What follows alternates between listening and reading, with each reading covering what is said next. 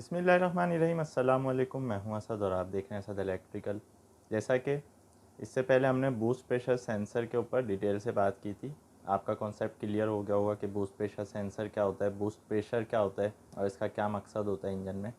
उससे पहले मैं एटमॉस्फेरिक प्रेशर सेंसर के ऊपर भी वीडियो बना चुका हूँ। आज की वीडियो में मैं क्रैंककेस प्रेशर सेंसर के ऊपर बात करूँगा। तो यहाँ पर भी क्रैंककेस प्रेशर सेंसर से पहले हमें खुद क्रैंककेस प्रेशर पे बात करनी होगी कि ये क्या होता है। जैसा कि हम जानते हैं कि इंजन में जब कंबस्शन होती है, जहाँ पर इंजेक्टर फायर करते हैं और हमारे पिस्टन जो है वो मूव करते हैं, तो उसको हम कंबस्शन चैम्बर कहते हैं। कंबस्शन चैम्बर में क्या होता है, ये 4 स्ट्रोक वाली वीडियो में मैंने डिटेल से बताया था कि एयर इनटेक होती है, फिर उसको कंप्रेस किया जाता है। जब हवा कंप्रेस्ड हो जाती है तो गर्म हो जाती है, उस पर फायर किया जाता है। तो जब फायर होता है तो वो वहाँ पर जो है वो एग्जॉस्ट निकलता है, धुआं, उसको हम एग्जॉस्ट से बाहर निकाल देते हैं। तो इस तरह से हमारे जो 4 स्ट्रोक इंजन है वो काम कर रहा होता है। यहाँ पर क्या होता है कि जो एग्जॉस्ट की गैसेस हैं ये जारी तो एग्जॉस्ट के ज़रिए से बाहर हैं हवा में, लेकिन कुछ गैसेस पिस्टन के जो ऑयल रिंग्स होते हैं वहाँ से लीक होकर हमारे इंजन के अंदर आ जाती हैं। यानी कि यहाँ पर सिर्फ लुब्रिकेशन का काम है, गैसेस का काम नहीं है। लेकिन चूँकि पिस्टन के जो रिंग्स हैं वहाँ से बहुत माइनर सी लीकेज होती है, जो कि अनवांटेड गैसेस होती हैं, हमारे इंजन में आ जाती हैं। तो अगर हम उसको इंजन से ना निकालें तो कोई भी एक्सीडेंट हो सकता है। मसलन इंजन फट सकता है, यानी इंजन का जो ब्लॉक है वो फट सकता है, चूँकि उन गैसेस को निकालना ज़रूरी है। तो ये जो एग्जॉस्ट की लीकिंग गैसेस हैं बहुत माइनर सी होती हैं, लेकिन चूँकि कंटिन्यू वहाँ पर कंबस्शन हो रही है तो गैसेस कंटिन्यू हमारे इंजन के अंदर आ रही हैं। इंजन के अंदर आने का मतलब ये है कि लाइनर से नीचे जो जगह है, यानी सम्प और कंबस्टन चैम्बर के दरमियान की, बस यहाँ पर वो गैसेस आकर जमा होने लगती हैं। तो इन्हीं को हम क्रैंककेस प्रेशर कहते हैं, यानी इन्हीं के गैसेस के प्रेशर को क्रैंककेस प्रेशर भी कहा जाता है। इसी का दूसरा नाम ब्लो बाय है।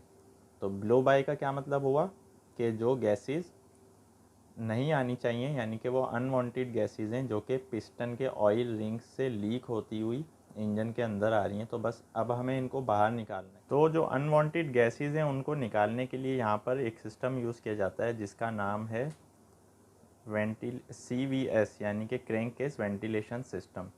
इस पूरे सिस्टम का नाम है। यहाँ पर मुख्तलिफ़ चीज़ें यूज़ होती हैं। PCV वॉल्व यूज़ होते हैं। PCV वॉल्व क्या होते हैं?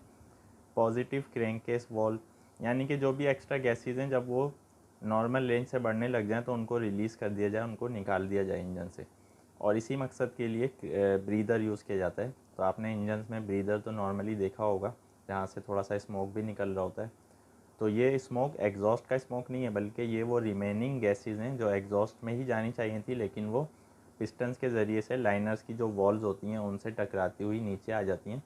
तो इनको भी हमें निकालना होता है इंजन से बाहर। तो इसके लिए ब्रीदर यूज़ किया जाता है।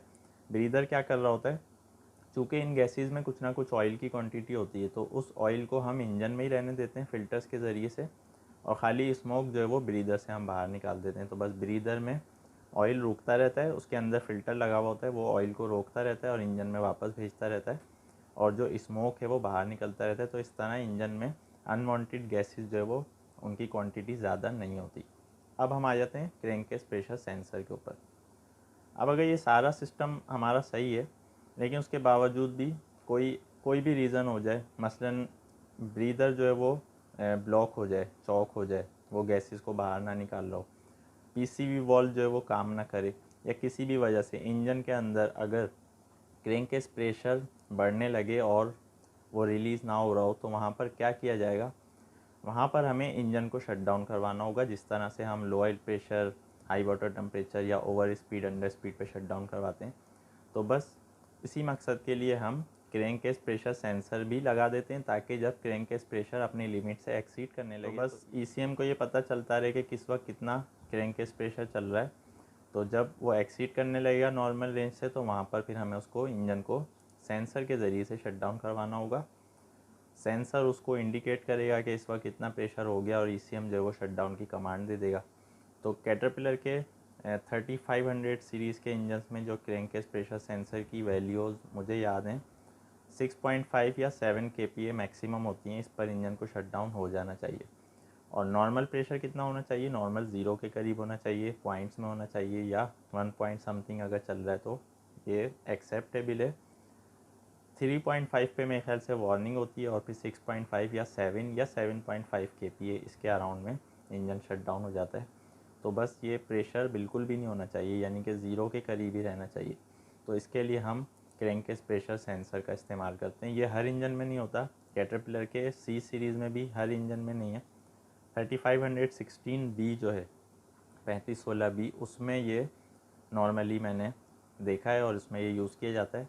इसकी जो लोकेशन है वो कहाँ होगी, वो क्रैंक केस के प्रेशर की किसी भी जगह पे, यानी कि इंजन के ब्लॉक में या केम शाफ्ट के डोर में या क्रैंक शाफ्ट के डोर में, कहीं पर भी ये लगाया जा सकता है जहाँ पर ये गैसेस प्रोड्यूस हो रही हैं।